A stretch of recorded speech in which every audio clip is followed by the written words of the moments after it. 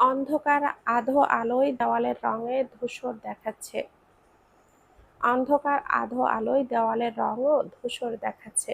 সাজ বসে আছে, মুখ ভরা বিরক্তি আর চোখে রাগ। একটু আগেই ওর জ্ঞান ফিরেছে।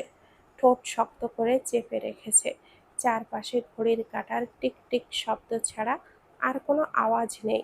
তার সামনে এরিক নির্লজ্জ ভঙ্গিতে বসে আছে। এক ফোঁটা অনুশোচনা নেই চোখে মুখে। ঠোঁটে বাঁকা হাসি। ওর ব্যাগটাও এরিক তার কাছ থেকে নিয়ে রেখেছে। নির্লজ্জ হাসিটা দেখে সাজের গা গিনগিন করে উঠল। আমাকে এখানে এনেছিস কেন? এরিকের হাসিটা আরো চওড়া হলো। সে ধীরে ধীরে সাজের দিকে এগিয়ে এলো। পাশে রাখা চেয়ারে বসে বলল, তোর লাভারকে জ্বালানোর জন্য? তেজ বেশি না? এরিক দাঁতে দাঁত চেপে বলল, আমার গায়ে হাত তোলার সাহস দেখিয়েছিস। এত সহজে তো তাকে তোকে ছাড়তে পারি না, তাই না? কি করবি? কিছু করার ক্ষমতা কি তোর আছে? এরিকের ঠোঁটের কোণে হাসিটা আরো চওড়া হলো। ক্ষমতা? শুধু দেখতে থাক কতটুকু ক্ষমতা আমার।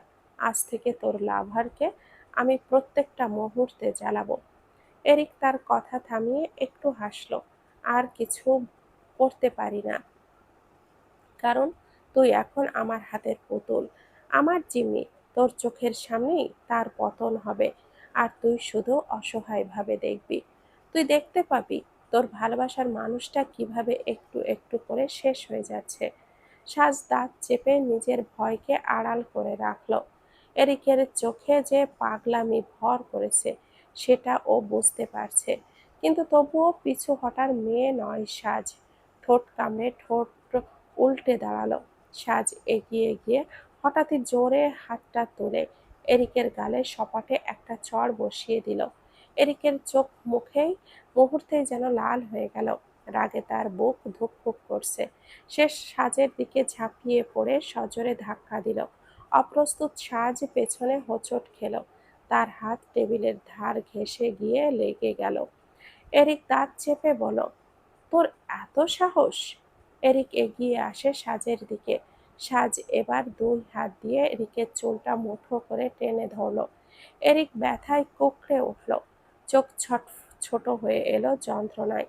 চেষ্টা করছিল সাজকে ছাড়াতে, কিন্তু সাজ এমনভাবে টেনে ধরেছে। এরিক দাঁত কিরমির করে। প্রচণ্ড রাগে সাজের আবার ধাক্কা দিল। এবার সাজ আরো জোরে পড়ে গেল মেঝেতে। রাগে এরিকের চোখে তখন আর কোনো হুঁশ নেই। তার ভেতরের উন্মাদনা নিয়ন্ত্রণের বাইরে চলে গেছে। শ্বাস প্রশ্বাস অস্বাভাবিকভাবে বেড়ে গেছে। ঘাড়ের শিরা ফুলে উঠেছে। হঠাৎই তার চোখে পড়ল পাশে রাখা ভারী ফুলদানিটা। এক মুহূর্তের জন্যই ভেবে দেখল না, হাত বাড়িয়ে সেটা তুলে নিল। সাজ তখন মেঝেতে পড়ে উঠে দাঁড়াতে চাইছিল। ঠিক সেই সময় এরিক ফুলদানিটা সজোরে তার মাথায় আঘাত করল। সাজের মুখ থেকে তীব্র চিৎকার বেরিয়ে এলো। মুহূর্তেই তার কপাল ফেটে ঝরে পড়ল গাল বেয়ে। চোখ ঝাপসা হয়ে এলো। ফুলদানির আঘাতে ভেঙে যাওয়া টুকরো মেঝেতে ছড়িয়ে ছিটকে পড়ল। ফোঁটা গড়িয়ে পড়ল সাদা টাইলসের ওপর। সাজ মেঝেতে হেলে পড়ে তারপর জ্ঞান হারায়। ফুলদানির আঘাতে সাজ মেঝেতে লুটিয়ে পড়তেই চারিদিকে স্তব্ধতা নেমে এলো। সাদা টাইলসের ওপর দিয়ে গড়িয়ে পড়েছে লালচে, ফোঁটা ফোঁটা হয়ে ছড়িয়ে যাচ্ছে। এরিক কিছুক্ষণ হাঁপাতে হাঁপাতেই স্থির দাঁড়িয়ে থাকলো। তার হাতে এখনো ফুলদানির ভর। চোখ দুটো লাল হয়ে আছে রাগে, কিন্তু মুহূর্তের মধ্যেই সেই রাগের জায়গা দখল করলো আতঙ্ক। সে তাকালো মেঝেতে পড়ে থাকা সাজের দিকে। মেয়েটার নিস্তেজ শরীর, কপাল থেকে হঠাৎই তার বুকটা ধক করে উঠল। ফুলদানিটা হাত থেকে ফেলে দিল। কর্কশ শব্দে সেটা মেঝেতে গড়িয়ে পড়ল। দুপা পিছিয়ে গেল সে। কয়েক মুহূর্ত আগেও রাগে তার মাথায় আগুন জ্বলছিল, কিন্তু এখন সেই রাগের জায়গায় এসেছে শীতল ভয়ের ছায়া। আতঙ্কে সে হাত দুটো কাঁপতে কাঁপতে নিজের শার্ট মুছল, কিন্তু মুছল না, বরং আরো স্পষ্ট হয়ে উঠল। এরিকের বুকের ভেতর ধকধক করছিল। শ্বাস দ্রুত উঠছে। সে এক পা দু পা পিছিয়ে গিয়ে দরজার দিকে এগোলো। কাঁপতে কাঁপতে দরজার কপাটে হাত রাখতেই দরজা খুলে যায়। আর দরজা খোলার সাথে সাথেই এরিকের চোখে ছানাবড়া হয়ে যায়। সামনে দাঁড়িয়ে আছে আরশান, আর চোখ ঠোঁট শক্ত হয়ে আছে। আরশানের পেছনে কয়েকজন পুলিশ। লোকেশন ট্র্যাক করে তারা এখানে পৌঁছেছে। এরিক এক মুহূর্তের জন্য নিস্তব্ধ হয়ে গেল। গলা শুকিয়ে কাঠ হয়ে গেছে তার। আরশান ধীরে ধীরে একবার এরিকের দিকে তাকালো, কিন্তু তারপরই তার দৃষ্টি চলে গেল ভেতরের দিকে। ভেতরের মেঝেতে লুটিয়ে পড়ে থাকা সাজ, চারিদিকে লালচে চোখ, তার চুল ভিজে গেছে, নিস্তব্ধ প্রাণহীন দেহ। এই দৃশ্য দেখে আরশানের বুকটা কেঁপে ওঠে। সাজ, গলা ফেটে বেরোলো শব্দ। আর এক মুহূর্তও দেরি করল না, দরজার ফাঁক ঠেলে দ্রুত ভেতরে ঢুকে দৌড়ে গেল সাজের কাছে। হাঁটু গেড়ে বসে পড়ল তার পাশে। আরশান কাঁপা কাঁপা হাতে সাজের মাথা নিজের কোলে তুলে নিল। চোখে পানি জমে উঠেছে। সাজ, কি হয়েছে তোমার? দেখো, আমি এসেছি জান। আরশান সাজের ঠান্ডা গাল ছুঁয়ে ফিসফিসিয়ে বলল, চোখ খোল, প্লিজ চোখ খোল সাজ। আমার দিকে একবার তাকা, কিচ্ছু হবে না তোর, আমি আছি তো, তোকে কিছু হতে দেব না। পাশে পুলিশ দ্রুত ঘরে ঢুকে এরিককে ধরে ফেলেছে। এরিক ভয়ে কুঁকড়ে গেছে, ঠোঁট নড়ছে, কিন্তু শব্দ বের হচ্ছে না। কিন্তু আরশান তখন শুধুই সাজকে দেখছে। তার চারপাশে শোরগোল হলেও তার দৃষ্টি আটকে আছে এক জায়গায়, সাজের নিস্তব্ধ মুখে।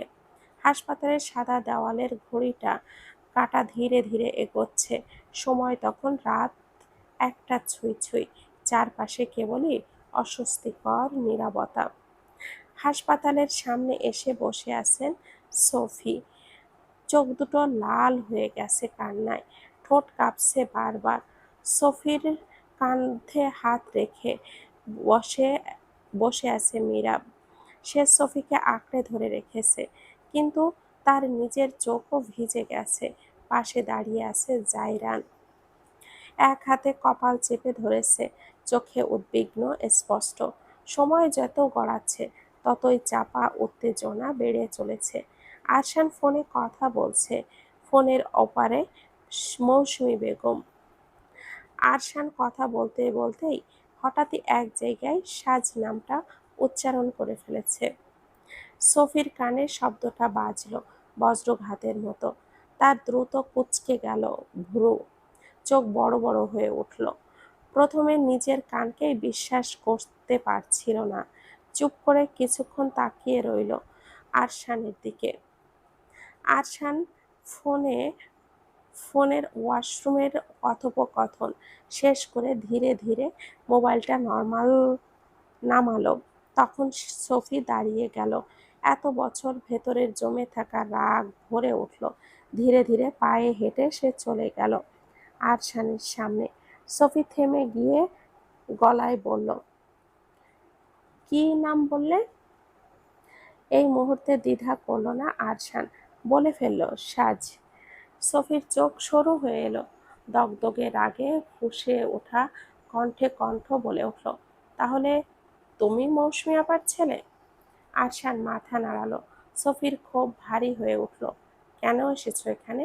আমার মেয়েকে আবারও কেড়ে নিতে? এত বছর আমার থেকে আমার মেয়েকে দূরে রেখে স্বাদ মেটেনি, আবার কেড়ে নিতে এসেছো? আরশান আর এক মুহূর্ত স্থির না হয়ে তাকালো সোফির দিকে, চোখে বিস্ময়। এইসব কি বলছেন? সাজকে কেন আপনার থেকে দূরে রাখবো? উল্টো আপনিই তো ওকে রেখে চলে গেছেন, আবার হুট করেই নিয়ে আসলেন। সোফির মুখ ফ্যাকাশে হয়ে এলো, চোখের মনি বড় বড় হয়ে উঠল। রেখে চলে গেছি মানে? আমি আমার মেয়েকে রেখে চলে যাব কেন? তোমার মা আমার মেয়েকে নিজের করে রেখে দিয়েছে, অথচ আমাকে বলেছে আমার মেয়ে মরে গেছে। কথাগুলো বলে সোফির হঠাৎ কেঁদে ফেলে উঠল। তার কাঁধ কাঁপছে, মীরাব ছুটে এসে তাকে শক্ত করে জড়িয়ে ধরে। শান্ত হও ফুপি, প্লিজ। জায়রান স্তব্ধ হয়ে দাঁড়িয়ে আছে, কিছুই বুঝতে পারছে না। আরশান দম দাঁড়িয়ে রইল, মাথার ভেতরে হাজারো প্রশ্ন ছটফট করছে, কিন্তু মুখ দিয়ে কিছুই বেরোচ্ছে না। তার দৃষ্টি স্থির হয়ে আছে সফির দিকে। ওর মা এমনটা কেন? মনের ভেতরে ঝড়ের মতো ঘুরপাক খাচ্ছিল প্রশ্নটা। সফি তখন আবারও বলল, আমার মেয়ে বেঁচে আছে, আমিও বেঁচে আছি। আমার মেয়ে পুরো 10টা বছর আমার নারী ছেঁড়া ধন আমার কাছে ছিল না। জন্মের পর আমার মেয়ের মুখ আমি একবারও দেখতে পাইনি। আমার বুকের কাছ থেকে কেড়ে নিয়েছো তোমরা। মম, কেন এসব করবে? আপনার নিশ্চয় বোঝার ভুল হচ্ছে। সফি হঠাৎ মুখ তুলে তাকালো, চোখের জল ঝরেছে, কণ্ঠস্বর তীব্র থেকে তীব্রতর শোনালো। ভুল? আমি আমি নিজের চোখে দেখেছি এলিকে তোমাদের বাড়িতে এত বছর ধরে ওকে আটকে রেখেছো, আর আজ এসে বলছো আমি ভুল? আমার মেয়ে আর বেঁচে নেই, অথচ তোমাদের বাড়িতেই সে শ্বাস নিচ্ছে, আর আমাকে বঞ্চিত করা হয়েছিল সেই অধিকার থেকে। হ্যাঁ, সাজ আমাদের কাছে ছিল।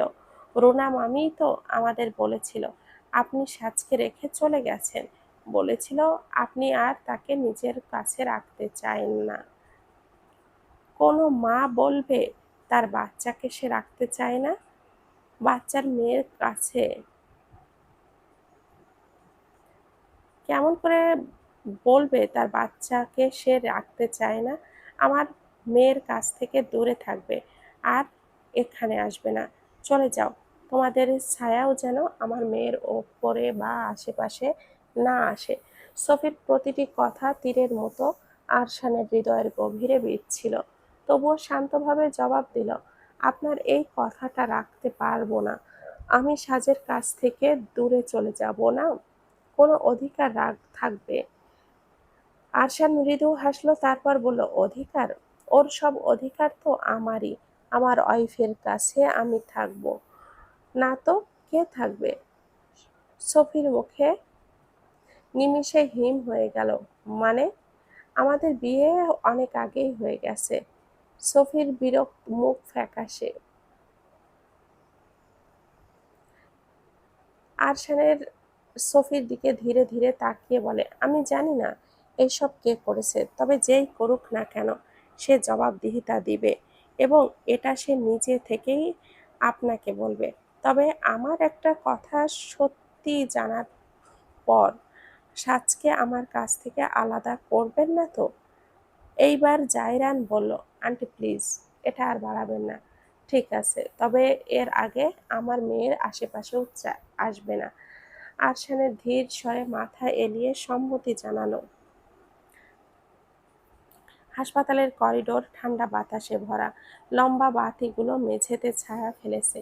কৃত্রিম আলোয় হালকা নিরস 7-8 জন রোগী পরিবারের পথ ধরেছে উঁচু স্লেটের দেওয়ালগুলোতে রোগীর পোস্টার।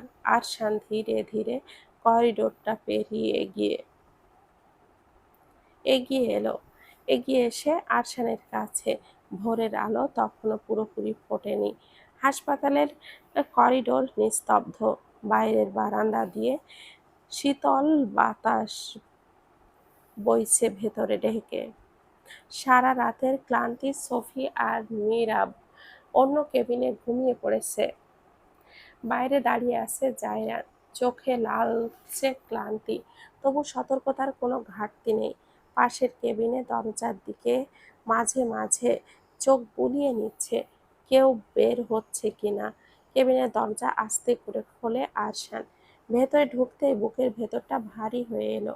কেবিনের সাদা চাদরের ওপর শান্তভাবে শক্ত হয়ে শুয়ে আছে সাজ।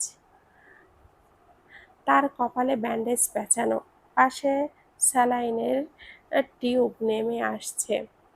শ্বাস প্রশ্বাসও ঠিক আছে, কিন্তু এই চোখ বন্ধ, মুখটা ফ্যাকাশে মনে হলো। আরশান মনে হলো সমস্ত রাগ নিঃশেষ হয়ে গেছে পৃথিবী থেকে। ধীর পায়ে বিছানা থেকে এগিয়ে পড়ল। চোখের সামনে সে আষাঢ়ের হাত বাড়িয়ে সাজের গালের ওপরে রাখলো। গরম হাত ছুঁতেই ঠান্ডা চামড়ার কম্পন ধরল তার নিজের শরীরে। চোখে পানি জমে আছে। মৃদু কণ্ঠে ফিসফিস করে বলল, কিন্তু কয়েকটা দিন অপেক্ষা করবি, আমি তোকে হারাতে দেব না। শুধু কয়েকটা দিন অপেক্ষা করবি, আমি তোকে হারাতে দিব না। কাছে ফিরে আসবে। আরশান সামনে ফিরে ঝুঁকল, চোখ বন্ধ করে সাজের গালে ঠোঁটটা ছুঁয়ে দিল। নিস্তব্ধতার ভেতরে কোমল তার হৃদস্পন্দন শোনা যাচ্ছিল। চোখ খুলে আবার সাজের দিকে তাকালো। মেয়েটি অচেতন, প্রতিক্রিয়াহীন।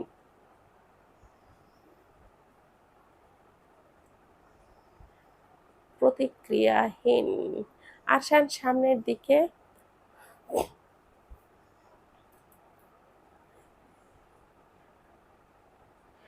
চোখ খুলে আবারও সাজের দিকে তাকালো। মেয়েটি অচেতন, প্রতিক্রিয়াহীন। প্রতিক্রিয়া নেই। আরশান আঙ্গুল দিয়ে সাজের আঙ্গুলগুলোকে নিজের মুঠোয় ধরে রাখল।